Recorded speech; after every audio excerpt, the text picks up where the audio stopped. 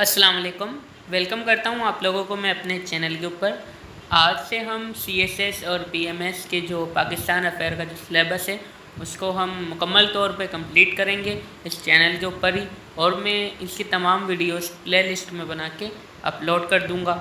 और आज हम जो पाकिस्तान अफेयर जो कि एक इम्पॉर्टेंट सब्जेक्ट है, कंपलसरी सब्जेक्ट होता है पीएमएस का और सीएसएस का, तो आज हम उसका पहला लेक्चर कवर करेंगे। बेसिकली ये प्री पार्टीशन का मतलब लेक्चर नंबर 1 है। तो हम इसी तरीके से प्लेलिस्ट बनाएंगे जिसमें प्री पार्टीशन के भी लेक्चर्स होंगे और पोस्ट पार्टीशन के भी लेक्चर्स होंगे, जो कि पीएमएस और सीएसएस के सिलेबस को ऑलमोस्ट कवर कर देंगे। ठीक है, तो ये नोट्स अगर आप लोगों को चाहिए हो तो आप लोग मुझे व्हाट्सअप भी कर सकते हैं या फिर आप लिंक के थ्रू आप इसे डाउनलोड भी कर सकते हैं। तो चलते हैं टॉपिक की तरफ। पाकिस्तान अफेयर में हम वार ऑफ इंडिपेंडेंस 1857 जो कि मोस्ट इम्पॉर्टेंट सब्जेक्ट माना जाता है, लेकिन ये 5 साल पहले माना जाता था, क्योंकि अब बेसिकली हो ऐसा रहा है कि पाकिस्तान अफेयर्स के अंदर करंट अफेयर्स के क्वेश्चन आ रहे हैं। लेकिन अगर आपने किसी भी सब्जेक्ट को कम्प्लीटली पढ़ना है और उसका सिलेबस कवर करना है तो आपने अपनी बेस को स्ट्रॉन्ग करना पड़ेगा। ठीक है, तो हम टॉपिक की तरफ आते हैं। तो बेसिकली ये मैंने नोट्स बनाए, ये मेरे खुद के नोट्स हैं और इसको मैंने बहुत ही इजी वर्डिंग के अंदर मतलब इसको डिफ़ाइन किया है आउटलाइन के थ्रू। जो ईस्ट इंडिया कंपनी जो थी ब्रिटिश, उसके थ्रू सब कॉन्टिनेंट में आए थे। आप इसको लाइन बाय लाइन भी लिख सकते हैं, लेकिन मैं आपको बिल्कुल ऐसी समरी बताऊंगा कि इंशाल्लाह आपको ये टॉपिक कभी भी आप नहीं भूलेंगे और इसका तमाम एस्पेक्ट जो होता है वो कवर हो जाएगा। ठीक है, तो जो ब्रिटिश जो थे वो ईस्टर्न इंडिया कंपनी के थ्रू सब कॉन्टिनेंट में आए थे और उन्होंने अपनी जो पहली कंपनी थी ईस्ट इंडिया कंपनी वो 16 सेंचुरी 31 दिसंबर को बनाई थी। ईस्ट इंडिया कंपनी का पर्पस था कि जो जो ब्रिटिश ट्रेडर्स थे उनको वो सब कॉन्टिनेंट में जगह देना चाहते थे, उनके साथ वो सब कॉन्टिनेंट में ट्रेड करना चाहते थे। अच्छा, आपको मालूम ही होगा कि मुग़ल एम्पायर से पहले ये जो सब कॉन्टिनेंट था जो कि इंडिया था, ये सोने की चिड़िया के नाम से मशहूर था, क्योंकि मुग़ल एरा में इसकी जीडीपी 34% थी और हर बंदा हर स्टेट यहाँ पे कब्ज़ा करना चाहता था और यहाँ से बेनिफिट उठाना चाहता था।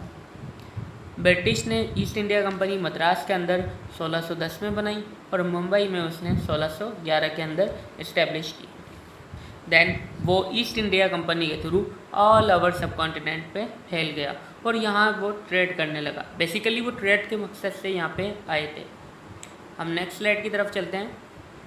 अब फिर एक जंग होती है जो कि बिल्कुल एक पासा पलट देती है इस सिचुएशंस का, जहाँ East India company as a traders subcontinent में आए थे, लेकिन अब वो एज अ ट्रेडर्स नहीं माने जाते थे, क्योंकि जब सिराजुद्दौला और ईस्ट इंडिया कंपनी के ख़िलाफ़ पहली वार लड़ी गई जो कि 1757 में लड़ी गई, उस वार को हम बैटल ऑफ प्लासी के नाम से भी जानते हैं।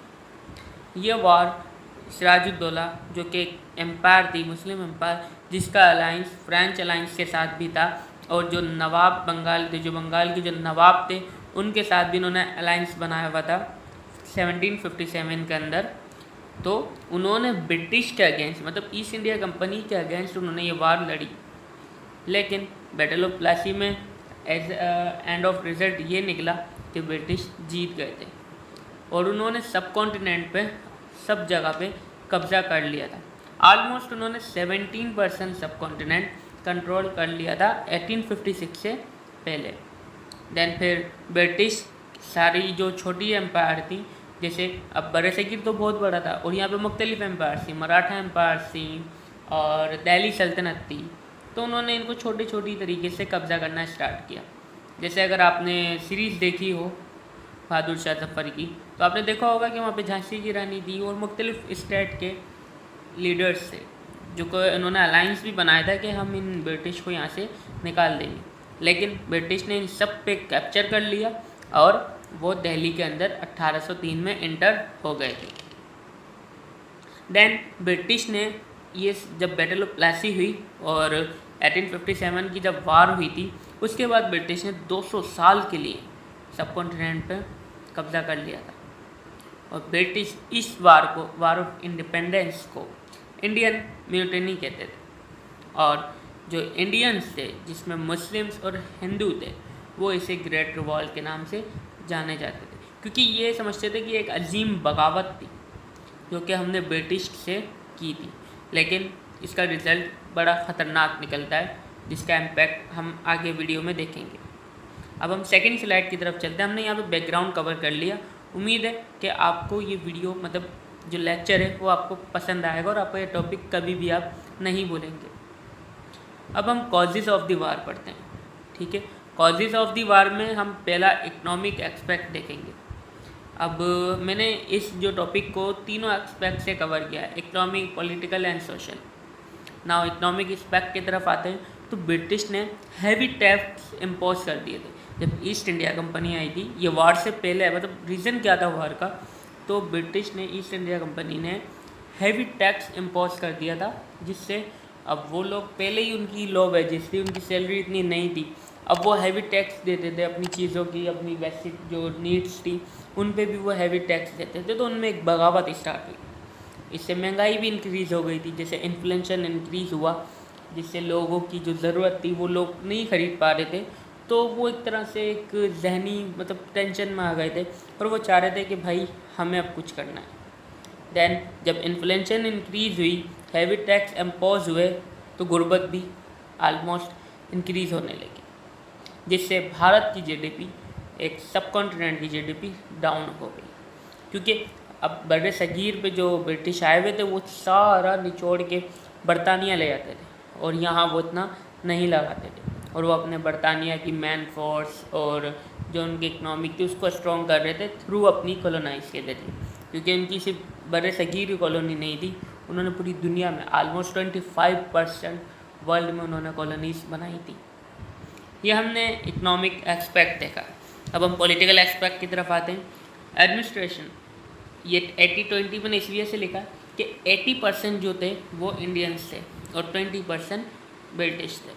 आप बोलोगे कि वाह भाई ये मतलब एडमिनिस्ट्रेशन में तो सही थे, नहीं, ऐसा कुछ भी नहीं था। 80% में ये वो लोग थे जो कि बहुत, एक तरह से जिनका स्केल बहुत लो था और इनकी वेजेस भी लो थी। दूसरा, इनकी कोई इज्जत नहीं थी, ये सिर्फ एक तरह से गार्ड की भी आई थिंक इज्जत होती है, लेकिन इनकी भी इज्जत नहीं थी, एक वॉचमैन की। और 20% जो लोग थे जो कि अंग्रेज़ थे, गोरे थे, ये टॉप क्लास के ऑफिसर्स थे और टॉप क्लास की एडमिनिस्ट्रेशन इनके पास थी। तो ये लोग मतलब डिसीजंस खुद ही लेते थे और इनको वो इतना इन्वॉल्व नहीं करते थे। इनके पास राइट ऑफ सप्लीमेंट्री क्वेश्चन नहीं था कि असेंबली में सवाल नहीं कर सकते थे कि भाई ये पॉलिसी आपने क्यों बनाई है और इसका इम्पैक्ट हम पे क्या आएगा। देन सेकंड रीज़न पढ़ते हैं हम पॉलिटिकल एस्पेक्ट का, कि पॉलिटिकल पार्टी को बैन कर दिया था। पॉलिटिकल इंडिपेंडेंस नहीं थी बड़े सगीर के अंदर, क्योंकि रीज़न सिर्फ एक यही था कि अगर हम पॉलिटिकल पार्टी को अपना स्पेस देंगे तो फिर ये इलेक्शन की तरफ आएंगे, और जब इलेक्शन की तरफ आएंगे तो हमारी एडमिनिस्ट्रेशन कम होगी और इनकी एडमिनिस्ट्रेशन स्ट्रॉन्ग होगी, क्योंकि ये लोग अपने ही लोगों में से लीडर्स को चूज़ करेंगे। ठीक है, तो पॉलिटिकल पार्टी की कोई इंडिपेंडेंस नहीं थी, राइट ऑफ अपना स्पीक नहीं था, राइट ऑफ फ्रीडम नहीं था। अब आती है बात डिफेंस कंट्रोल की, तो इसमें भी 80-20 था। 80-20 मतलब 80% इंडियंस, 20% ब्रिटिश। अगर आपने पॉलिटिकल एस्पेक्ट में देखना है तो अपने 80-20 को सिर्फ याद रखना है, ये आपका एस्पेक्ट वैसे कवर हो जाना है। अब जो 80% जो ऑफिसर्स थे, जो कि मतलब हम कह लें कि जो जैसे आर्म फोर्स में होते हैं, वो बहुत मतलब लो वेजेस पे थे और उनकी कंडीशन ऐसी थी कि ये जो 20% के जो टॉप ऑफिसर्स थे, जो कि मतलब वार का डिसीजंस लेते थे, जो कि मारा पीटी करते थे, मतलब इस तरीके से, तो जब ये लोग यहाँ से निकलते थे तो ये लोग सैल्यूट करते थे, जो कि इंडियंस थे। तो इनकी कोई इज्जत नहीं थी एक तरह से, इनको मतलब इकोनॉमिकल एस्पेक्ट में भी, पॉलिटिकल एस्पेक्ट में भी इनको सप्रेस किया जा रहा था इंडियंस को। यहाँ पे मुस्लिम और हिंदू दोनों की बात हो रही है। नाउ हम तीसरा एस्पेक्ट की तरफ चलते हैं और वो है सोशल एस्पेक्ट। हम पहले डॉक्ट्राइन ऑफ लैप्स के ऊपर बात करेंगे कि ये एक ऐसी पॉलिसी थी जिसमें जो इंडियंस में कोई भी फैमिली है या कोई पेरेंट्स हैं जिनकी प्रॉपर्टी है, जिनकी एक मतलब असासे हैं जिनके, और उनकी कोई औलाद नहीं है, उनका कोई वारिस नहीं है, अगर वो मर जाते हैं तो जो जितनी भी उनकी अमाउंट है, जितनी भी उनकी मतलब प्रॉपर्टी है, वो सब ब्रिटिश कंट्रोल कर लेगी।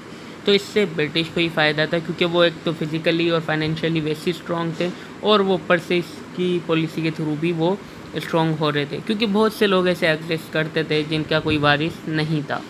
तो पहला रीज़न सोशल एस्पेक्ट का एक यही था।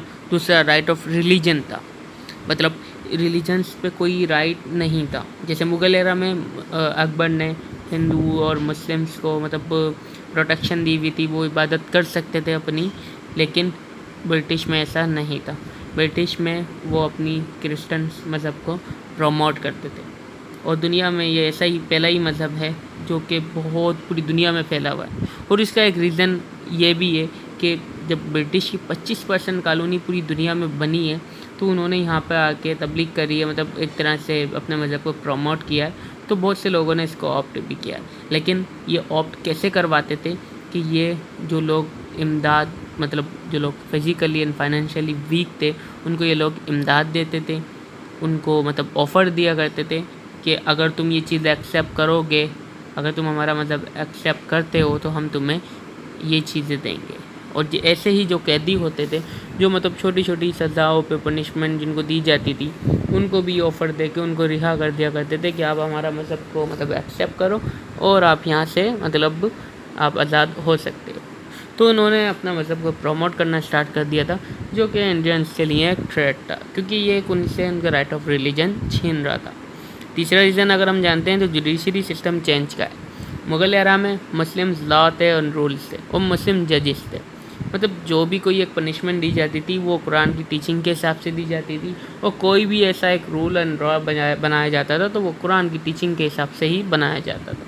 लेकिन जब ब्रिटिश आए तो उन्होंने एक अपना लॉ बनाया, उन्होंने अपने जजेस अपॉइंट किए, और वो अपनी पनिशमेंट अपनी मतलब अकॉर्डिंग देने लगे। तो जिससे इंडियंस को एक तरह से थ्रेट भी था, और वो एक तरह से हर्ट भी हुए थे, क्योंकि मुस्लिम्स का जो लॉ थे, कुरान की जो टीचिंग्स थी, उसे हिंदू भी पसंद करते थे मुग़ल एरा में, क्योंकि उनको वो ये चीज़ पसंद थी कि यार ये रूल्स एंड लॉज हमारे लिए सही है। लेकिन ब्रिटिश ने जो लॉज बनाए थे वो बहुत ज़्यादा स्ट्रिक्ट थे, और एक तरह से उनको एक तरह से नाइंसाफ़ी कह सकते हैं, जैसे रॉवल एक्ट हो गया। हम रॉवल एक्ट को भी हम आगे पढ़ेंगे, लेकिन एक रीज़न इसका ये भी। अब जब ये वॉर लड़ी गई इन बुनियाद के ऊपर, तो ये वॉर इंडियंस हार गए, और इंडियंस जब ये वॉर हार गए तो ब्रिटिश अब खुल के सामने एक तरह से आ गया था। और जब ब्रिटिश एक तरह से इनसे ये वॉर जीत गया, तो हम देखते हैं कि रीज़न ऑफ द फेलियर क्या था, इंडियंस क्यों हारे। तो जो सबसे पहले जो रीज़न्स है वो है लैक ऑफ कम्युनिकेशन का। मतलब मुस्लिम्स डिवाइडेड थे, वो ऐसे थे कि बड़े सगीर में बहुत सी रियासतें थी, और जिसमें मुस्लिम रियासतें ईस्ट की तरफ थी, साउथ की तरफ थी। जैसे फॉर एग्जांपल जैसे मुंबई में 10% मुस्लिम रहते थे, यूपी में 10% मुस्लिम रहते थे, 50% पंजाब के अंदर मुस्लिम रहते थे। तो मुस्लिम एक जगह पे नहीं रहते थे, और मुस्लिम डिवाइड्स थे, तो उनमें एक कम्युनिकेशन का गैप था, तो वो नहीं कर पा रहे थे।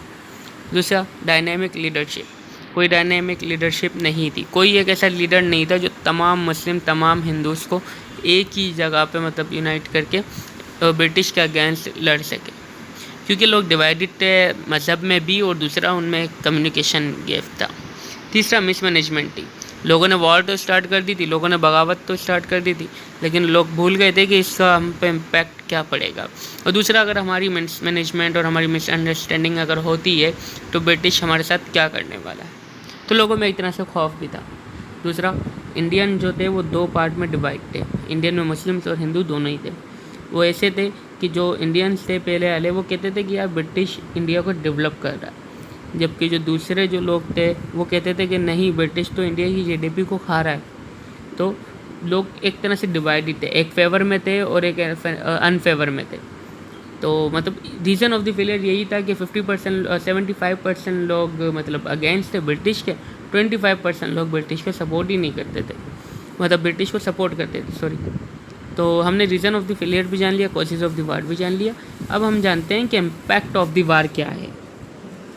इम्पैक्ट ऑफ द वार का रीज़न ये बनता है कि ब्रिटिश ने अपना राज इंट्रोड्यूस करवा दिया था। इससे पहले वो लोग इस तरीके से खुल के सामने नहीं आए थे, क्योंकि वो छोटी छोटी सी जगहों को ही अभी अब रियासतों को कैप्चर कर लेते। लेकिन जब ये बगावत देखी तो वो लोग अब ब्रिटिश राज इंट्रोड्यूस कर दिया था।